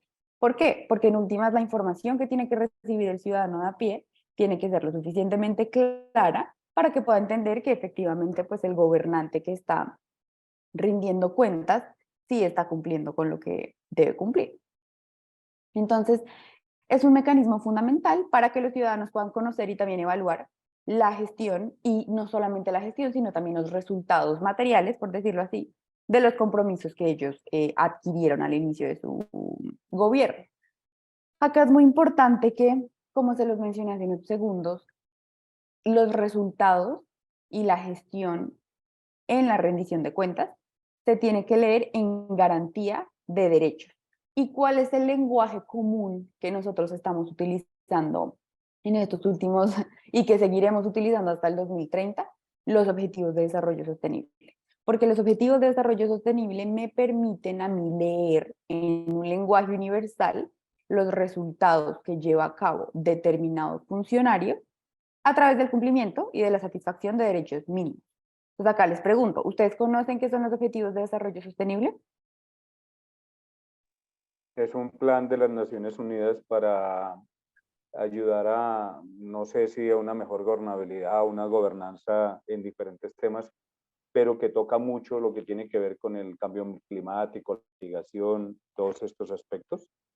Efectivamente, muchas gracias por tu intervención. Los objetivos de desarrollo sostenible están enfocados en 3 dimensiones: una dimensión económica, ambiental y social. ¿Qué buscan estos objetivos de desarrollo sostenible? Que el desarrollo de la humanidad no siga siendo a costa de cualquiera de estos 3 aspectos, no siga siendo a costa de la sociedad o del medio ambiente o pues en términos económicos también. Entonces, son 17 objetivos que me apuntan a cada uno de los objetivos tiene determinadas metas que se van materializando concretamente, pero esos objetivos me materializan una serie de derechos o una gama de derechos muy amplia, dependiendo del enfoque que tenga. Entonces, por ejemplo, romper las brechas de género, educación de calidad, alianzas internacionales, consumo y producción sostenible. Son diferentes aspectos que el gobernante dentro de su, digamos que, administración debe cumplir. Y es más sencillo y digamos que apunta más a identificar si efectivamente se están cumpliendo o no los ODS en una perspectiva general como país, si cada gobernante puede mostrar sus resultados en términos de ODS. ¿Listo? Entonces esto es clave porque es un lenguaje común que permite que todos, digamos, que hablemos en los mismos términos y conozcamos que se está, digamos, que llegando a la misma meta. Entonces, las autoridades públicas de la administración, tanto de nivel nacional como territorial, tienen la obligación de rendir cuentas a la ciudadanía y de informarles cuál es la gestión que han realizado. Entonces, ¿esto qué incluye? Acciones para informar oportunamente en un lenguaje comprensible, estableciendo espacios de comunicación y diálogo con la ciudadanía y sus organizaciones. Más adelante vamos a identificar una lista de posibles, digamos que, encuentros que puede propiciar la administración y pues específicamente sus gobernantes para llevar a cabo estos espacios de rendición de cuenta y de diálogo. Entonces, aquí tenemos el artículo 78 de la ley 1474, que específicamente nos dice que todas las entidades y organismos de la administración pública están obligados a desarrollar su gestión en virtud de los principios de democracia participativa y democratización de la gestión pública. Entonces, como tienen que llevar a cabo todas las acciones, para involucrar a los ciudadanos, pueden realizar algunas acciones. ¿Qué acciones pueden ser? Pueden convocar audiencias públicas, incorporar en sus planes de desarrollo y de gestión programas encaminados a fortalecer la participación ciudadana, porque digamos que entonces la idea también es desdibujar esa idea de que existen solamente algunos espacios ciudadanos de control, por ejemplo, como las veedurías ciudadanas, y ya. Entonces se queda el gobernante pensando que solamente con la veeduría ya tengo un control y listo. Y de resto el control me lo hacen los organismos de control, pero la ciudadanía se queda por fuera. Entonces es deber de los gobernantes también tener, digamos, obviamente en el marco del principio de legalidad, una creatividad que permita que la sociedad se involucre y conozca la gestión que está realizando. También difundir y promover los derechos de los ciudadanos, incentivar la formación de asociaciones y mecanismos de asociación, apoyar los mecanismos de control social que se constituyan y aplicar mecanismos que brinden transparencia pues, al ejercicio de su función administrativa, que como ustedes saben, la función administrativa está regida por los principios que me da el artículo 209 de la Constitución y que estos, digamos que específicamente me orientan cómo tiene que ser la función administrativa. Como lo dijimos anteriormente, la ley 1757 me establece que tiene que existir un manual único de rendición de cuentas que me dé la información de cómo tienen que rendirse cuentas. Entonces, acá tenemos unos lineamientos metodológicos que permiten desarrollar la rendición de cuentas en la rama ejecutiva de orden nacional y territorial y las recomendaciones pues, para las demás ramas del poder público y entidades de la administración pública. Son los que ven en pantalla. Tenemos acá la versión 2 del Manual Único de Rendición de Cuentas que salió en febrero del 2019. Y tenemos otro que ya es la versión 2 de nivel de perfeccionamiento, que es más concreto y más específico, nos da más información, en donde podemos ver cómo tiene que llevarse a cabo este proceso. Está en consulta gratuita en internet, si alguno quiere y lo necesita, les comparto por el chat los enlaces donde lo puede encontrar. Entonces ahora les hago una pregunta que ya yo creo que tienen la respuesta con base en lo que hemos hablado en esta hora en la que hemos estado. ¿Solamente tienen que rendir cuentas los candidatos salientes o ustedes creen que un candidato entrante también tiene que hacerlo? Y también les pregunto, ¿cuándo creen que son los momentos específicos en los que se tiene que rendir cuentas? ¿Qué se les ocurre? Lo que pasa es que yo veo, perdón que opine tanto, yo veo que Tranquilo, adelante. a ver, ¿qué pasa acá? Se vuelve, y aquí pasa algo muy simpático en Subachoque. Hay un periodista que tiene un contrato con la alcaldía, y no es con esta alcaldía, con todas las alcaldías ha venido teniendo contrato. Entonces, ellos lo toman como un informe, como una especie de informe de gestión, pero todo es bonito. O sea, el alcalde inauguró una placa huella, bueno, en fin, eso está bien, o sea, tampoco me lo opongo a que pasen ese tipo de cosas. Pero la gran rendición de cuentas se hace, por ejemplo, este año fue en el mes de marzo aquí en Subachoque, en donde se hizo la rendición de la vez pasada como la oficial, por llamarlo así, pero ellos asumen y se habla de la rendición de cuentas a través del medio de comunicación al cual no tiene acceso toda la ciudadanía. Yo sé que puede ser imposible que toda la gente tenga acceso, eso es cierto, ¿sí? No se trata de ser simplemente criticón por criticón, pero si aquí su merced dice que la rendición de cuentas es un proceso permanente, pudiera tomarse, o las alcaldías toman esa publicación bonita en el periódico bonito, en donde todo es bonito, pues que todo está contándose a la ciudadanía.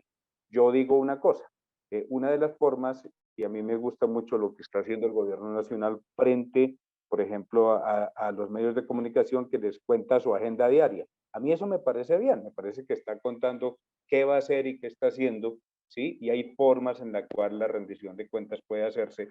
De hecho, no sé, por ejemplo, puede ser molesto para algunos, pero el tema de difundir los eventos que usted realiza en la red social de la alcaldía, en el portal de Facebook, en la página de la alcaldía, pues puede ser de pronto, invasivo para muchos, pero creo que es una forma de rendir cuentas y que la gente se dé cuenta qué está haciendo usted, sin esperar a que sea ese periódico bonito en donde todo es bonito y nada pasa distinto, a que todo funciona, pero echa la ley, echa la trampa. Entonces te dice, sí, claro, yo estoy contándole a la gente qué hago, pero ¿y qué certeza se tiene? Ahí el tema es saber cómo uno como alcalde o la ciudadanía como tal puede hacerle rendir cuentas a usted como mandatario, y a mí propongo algo aquí también que se pueda tomar como un eje de discusión, y es el papel que jueguen las veedurías ciudadanas frente a la rendición de cuentas, porque hay municipios que no les interesa tener veedurías, las alcaldías no les interesa que estas se ejecuten o se formen, porque pues para ellos es una piedra en el zapato, pero a mí me parece que las veedurías ciudadanas son muy importantes. De acuerdo, excelente. Y tienes toda la razón. Digamos que en la práctica, pues la rendición de cuentas puede funcionar de diferentes maneras. Y digamos que la idea también es que los gobernantes entrantes tengan esa misma noción que tú dices de no solamente voy a mostrar lo bonito, lo perfecto que está sucediendo en mi administración, sino que, digamos que en términos ideales, también la idea de rendir cuentas es mostrarle a la ciudadanía incluso cuáles dificultades he tenido yo como gobernante para implementar aquello que quería hacer en mi programa de gobierno y cómo está funcionando. Obviamente esto en términos ideales sería lo propio, pero pues por supuesto que la práctica se maneja de diferentes formas, pero también por eso es importante que en esos espacios, digamos que no solamente se propicien a través de redes sociales, como ahora digamos que se hace en su mayor medida, sino también, digamos, espacios de comunicación y de diálogo como que permita interactuar al ciudadano de a pie con la administración, que pues digamos que sería lo ideal.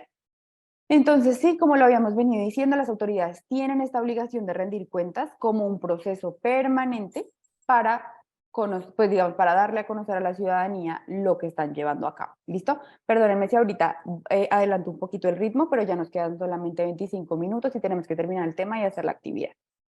Entonces, durante todo el ciclo de la gestión pública, la entidad tiene que desarrollar esas acciones encaminadas a rendir cuentas y por tanto es un proceso permanente que tanto tuvo que cumplir el saliente durante su mandato, como va a tener que cumplir el entrante cuando inicie todo su proceso. ¿Listo? El artículo 52 de la ley 1757 establece que estas entidades tienen que elaborar anualmente una estrategia de rendición de cuentas. Es decir, usted tiene que estar en una constante renovación y actualización de la forma en la que usted va a rendir cuentas durante sus 4 años de gobierno, y por supuesto que va a tener que hacerlo a la luz del Manual Único de Rendición de Cuentas, que le establece los criterios mínimos que usted tiene que cumplir. Ahora, una pregunta muy importante que nos hacemos a la luz de la 1757, y es: ¿por qué yo tengo que rendir cuentas con un enfoque basado en derechos humanos y en paz? Esos son los dos enfoques que yo tengo que tener. Como yo se los venía adelantando un poco atrás, es los derechos humanos, perdóname que me pasé de pregunta, van a determinarme sobre qué debo rendir yo las cuentas.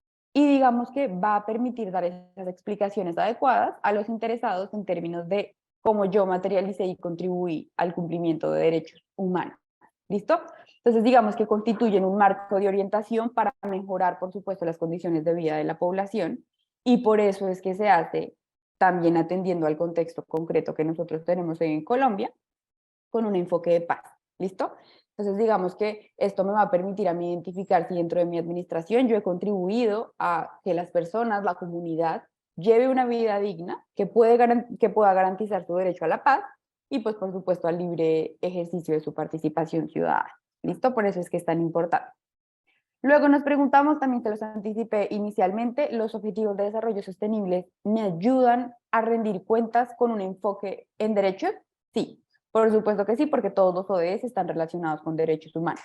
Entonces, a través de los objetivos, de las metas y de los indicadores que me dan los objetivos de desarrollo sostenible, pues las entidades tienen una facilidad básicamente para organizar la información y rendir cuentas sobre los avances y resultados que han hecho durante su gestión. ¿Listo? Eso es lo interesante. Cuando ustedes vayan y estudien los objetivos de desarrollo sostenible, se van a dar cuenta que tienen unas metas concretas, hay digamos 15, 20 metas por cada objetivo, y también hay unos indicadores que me permiten a mí medir cuantitativamente de qué forma se han estado cumpliendo los objetivos de desarrollo sostenible. Entonces, esto fue lo que ya les había indicado previamente. Y ahora entonces nos preguntamos, pues, ¿en qué me beneficio yo de rendir cuentas? ¿Listo? Como, pues, realmente, ¿cuáles son esos beneficios? Y lo primero, pues, es que las entidades que están rindiendo cuentas constantemente probablemente van a ser percibidas como entidades más transparentes. Lo importante de esto no es que solamente sea la percepción aparente, sino que sea una realidad, pues, de que esta administración sea lo suficientemente transparente para que se sepa qué es lo que está haciendo, y con ello aumente los niveles de credibilidad que tiene y legitimidad también, y confianza que tiene la sociedad en esta administración. Y por tanto, pues digamos que pueden posicionarse como administraciones que manejan de forma óptima su gestión y pues direccionan todas sus funciones en garantía de los derechos fundamentales. ¿Listo? Y esto por supuesto que pues va a traer consigo un mejoramiento continuo de la gestión pública, y lo ideal también pues es el desarrollo de las comunidades que estos administradores digamos que están apoyando, por decirlo así. Entonces ahora nos preguntamos cuáles son los principios o los elementos que conforman la rendición de cuentas, que se los había anticipado anteriormente. Entonces tenemos 3 grandes, que son la información, el diálogo y los incentivos. Entonces, ¿en qué consiste la información? El elemento de la información es definitorio porque consiste la rendición de cuentas en divulgar información pública. ¿Qué hago yo con esa información pública? Puedo, digamos que a través de la generación de datos que están ya contenidos en la gestión que yo estoy realizando, mostrar cómo estoy contribuyendo al cumplimiento de las metas misionales que me propuse como entidad, y por supuesto las asociadas al Plan Nacional de Desarrollo, porque como ustedes bien sabrán, todos los planes de desarrollo territorial que materializan los planes del gobierno tienen que estar obligatoriamente alineados con el Plan Nacional de Desarrollo. Ustedes ya seguramente conocen la ley que fue sancionada, si no estoy mal, salió el 23 o 22 de mayo, hace poco, con el Plan Nacional de Desarrollo. Entonces los entrantes van a tener que tener en línea el contenido del Plan Nacional de Desarrollo. ¿Listo? Entonces, digamos que, por supuesto que aquí es clave que la información pública que se entregue y los datos y la información que se dé cumpla con un principio de calidad que permita que realmente pues esta información llegue a los grupos poblacionales de interés y en general a toda la ciudadanía con una forma, digamos, que suficientemente clara para que comprendan lo que se les está diciendo y que no se les hable, perdónenme los que son abogados acá, de forma demasiado compleja, que a veces ni siquiera terminan entendiendo, pues cualquier ciudadano de a pie que lo necesita o lo quiere entender. Segundo principio o elemento que es muy importante, el diálogo. ¿En qué consiste el diálogo? Entonces se refiere a unas prácticas en las que las entidades públicas, después de haber entregado la información, van a explicar y van a justificar o incluso van a responder las inquietudes de los ciudadanos frente a sus acciones y decisiones. ¿Listo? Entonces digamos que esto es muy importante, pues digamos que eso se puede hacer de forma, por supuesto, presencial o en grupos focales o incluso haciendo uso de las tecnologías de la información en espacios virtuales, pero la idea es mantener un contacto directo, que era lo que ahorita con la intervención de uno de sus compañeros pues manifestábamos, que es, no se trata solamente de hacer posts en Facebook o en cualquier red social en donde se pongan fotos o se dé información, sino que la rendición de cuentas también se trata de generar esos espacios de diálogo directo y de interacción constante que permitan que pues las personas tengan la posibilidad de hacer una pregunta, de recibir una respuesta o una aclaración, y pues que digamos que se aclaren esas expectativas mutuas que se puede tener respecto pues de la relación con el gobernante y el ciudadano. Y por último tenemos el elemento de los incentivos. Entonces digamos que estos incentivos se relacionan con, digamos que la consecuencia que tiene el ejercicio de la rendición de cuentas. Entonces, por incentivos se puede entender como acciones que llevan a cabo las entidades públicas que van a reforzar, por decirlo así, el cumplimiento de los servidores y ciudadanos hacia el proceso de rendición de cuentas, llevando consigo más bien, digamos, una internalización de una cultura de rendición de cuentas. Una vez el gobernante ya tenga o ya conozca los beneficios de rendir cuentas, pues va a hacerlo más seguido y va a entender la importancia que tiene para que, pues digamos que la ciudadanía pueda conocer lo que está llevando a cabo durante su proceso. ¿Listo? ¿Cómo se estructura un proceso de rendición de cuentas? Perdónenme, aquí nos toca avanzar un poquito más. El Manual Único de Rendición de Cuentas nos habla de 5 etapas, que son el aprestamiento, el diseño, la preparación, la ejecución y el seguimiento y la evaluación. El aprestamiento, digamos que básicamente en términos generales consiste en la organización gradual y permanente de actividades que permitan al interior de la entidad generar esa cultura de rendición de cuentas.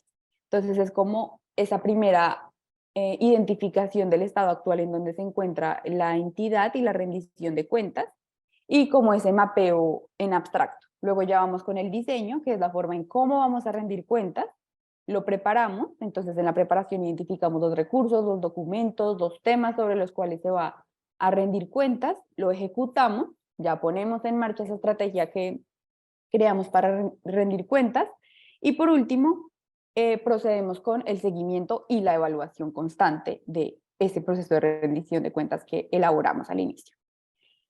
Y luego, por último, ahora sí nos preguntamos de forma concreta, ¿qué acciones puedo yo tener como entidad para divulgar la gestión?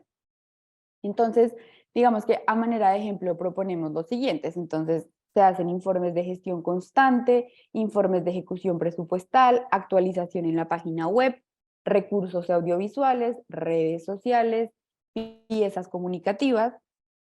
Pero acá, en estos que les, digamos que se muestran aquí, como ustedes pueden ver, estos no son directamente como que interactuables, por decirlo así, con la ciudadanía. Si bien le dan la información, no es que directamente les permitan interactuar. Sin embargo, por eso digamos que se tiene que tener en cuenta que el proceso de rendición de cuentas pues, puede tener diferentes dimensiones. No solamente es un proceso de diálogo. Entonces, estos son algunos y ahora estos son los siguientes que les proponemos como encuentros que puede establecer la entidad con el público. Entonces, ¿qué se propone? Un foro, que puede ser una reunión pública con diversas organizaciones e incluso entidades públicas, en donde ahí sí se deliberan e intercambian ideas para evaluar el cumplimiento de políticas, planes, programas, etc. Tenemos también ferias de gestión, por ejemplo, que también se pueden llamar ferias de la transparencia, también se le llama expogestión comúnmente, y que es un acto público organizado por una entidad que se puede realizar un día, 2 días, 3 días, en donde asisten ciudadanos y entidades que a modo feria, digamos, permiten exponer los componentes de la gestión de las entidades. El artículo 55 de la ley 1757 me especifica un modelo de participación claro que se llama la audiencia pública participativa, que es un evento entre ciudadanos, organizaciones y servidores en donde se evalúa la gestión gubernamental en cumplimiento de las responsabilidades políticas y los planes. Tenemos grupos focales, tenemos reuniones zonales, mesas de trabajo, por acá les tengo otros, encuentros regionales, asambleas comunitarias, observatorios ciudadanos, incluso a través de la figura del defensor del ciudadano, que pues es a la cual se puede acudir para plantear sin previa cita ni mayor formalidad un tema sobre el cual un ciudadano quiere, digamos que poner de presente a la administración una queja o una situación que la administración debería, digamos que ponerle atención. ¿Listo? Y ahora también nos preguntamos, pues, cuáles son los registros que debería tener una entidad en su actividad de rendición de cuentas. Entonces, todo esto, todo el proceso de rendición de cuentas debe ser documentado, bien sea en registros pues, digitales, físicos, escritos, audiovisuales, etc., para que también sean puestos en conocimiento de la ciudadanía que digamos que no pudo participar directamente ahí. Entonces, tiene que haber un conjunto de documentos que consagren los resultados de las acciones de rendición de cuenta, porque también me van a permitir evaluar el proceso que yo estoy siguiendo y, digamos que en ese sentido, permitir que este proceso de rendición de cuentas tenga oportunidades de mejora continua y vaya yo aprendiendo y recibiendo de la ciudadanía esos puntos en específico sobre los cuales yo tenga que tratar y pues digamos que haya un nivel de crecimiento adecuado. ¿Listo? Entonces, como ya estamos al límite para cumplir con nuestro tiempo, esto fue lo que ya les mencioné ahorita, hasta acá llegamos en la sesión de hoy con nuestros conocimientos, entonces para hacerles un barrido y que todos recuerden, yo sé que hoy fue bastante información la que vimos la ley 951 del 2005, el informe de gestión, vimos el proceso de empalme, María Lucía recuerden que les explicó en contratación cuáles son esos puntos que ustedes tienen que tener en cuenta, cuáles son esas preguntas que ustedes tienen que hacerse. Y por último, estudiamos el proceso de rendición de cuentas. ¿Listo? Para que lo tengan en su mente. Acá tienen en pantalla el QR, ya María Lucía les va a compartir por el chat el enlace del formulario. Y son las I-18, entonces vamos a darles 7 minuticos aproximadamente para que realicen su quiz y después hagamos ya la socialización de los cuestionarios que realizamos el día de hoy y terminaríamos por Para los que están pidiendo material, al finalizar de las sesiones en total, o sea, de las 2 que quedan, vamos a compartirles las presentaciones y demás como información para su conocimiento y pues estudio.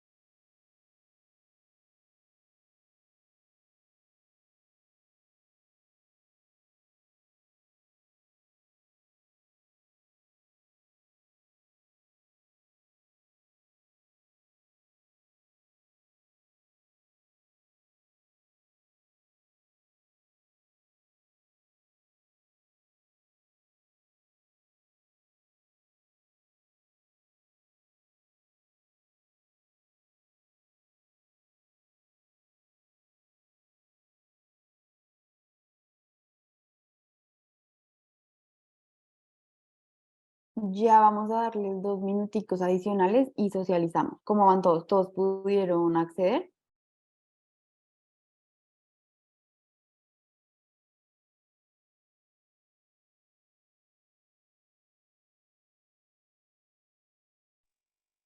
Sí, señor. Pues por mi lado, sí. Listo, perfecto. Entonces a las y 26 ya socializamos las respuestas y termina.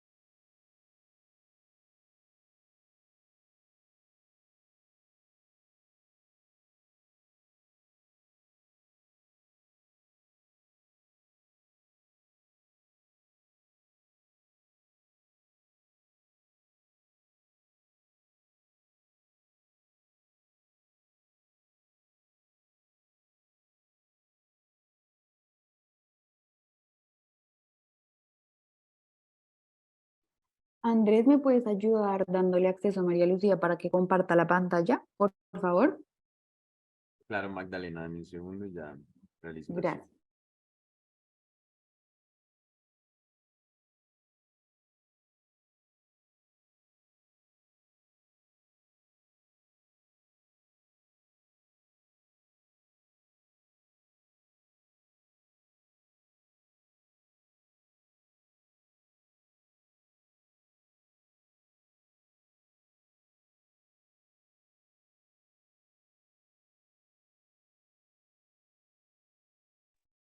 Listo. Listo, súper, muchas gracias. Entonces ya vamos a ir compartiendo las respuestas para irlas socializando.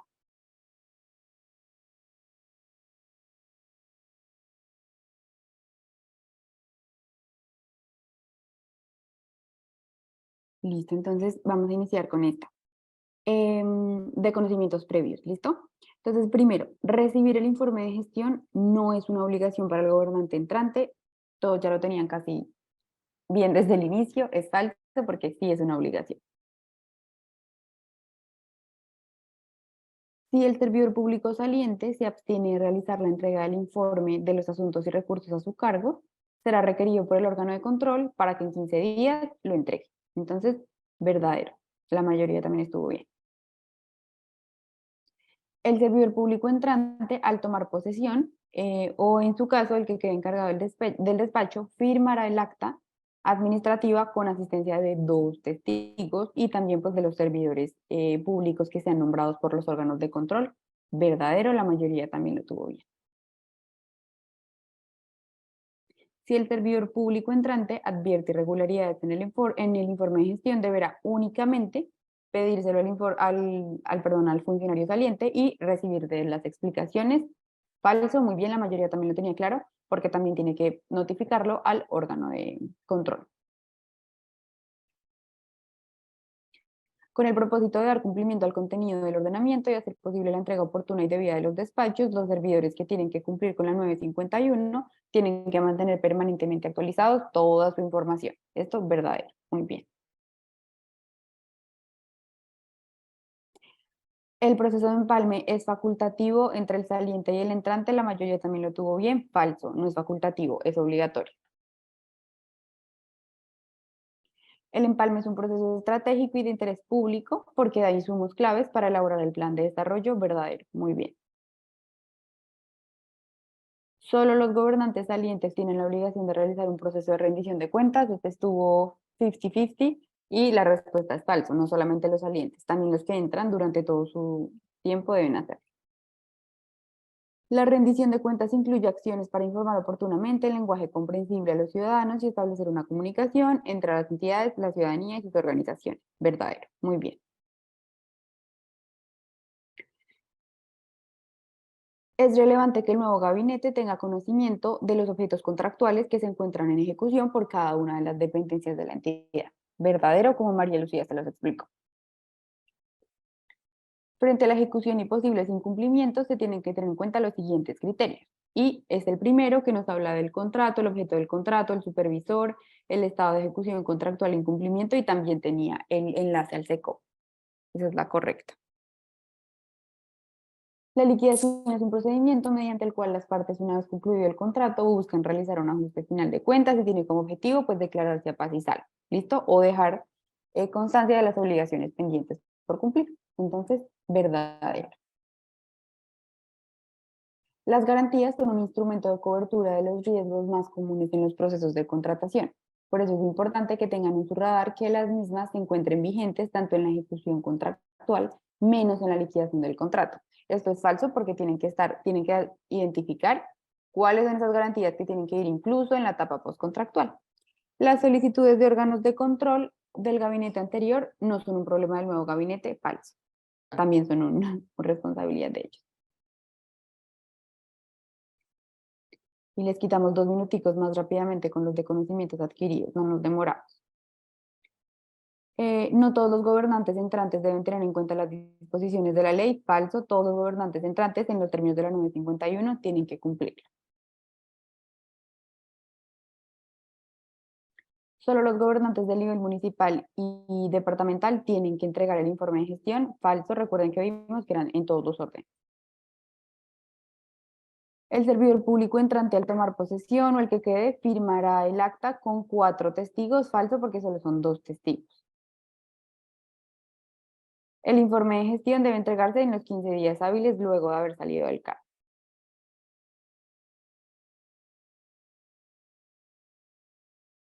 Si el gobernante advierte irregularidades, eso es verdadero, digamos, si se establece cuál es el proceso que tiene que hacer y es verdadero.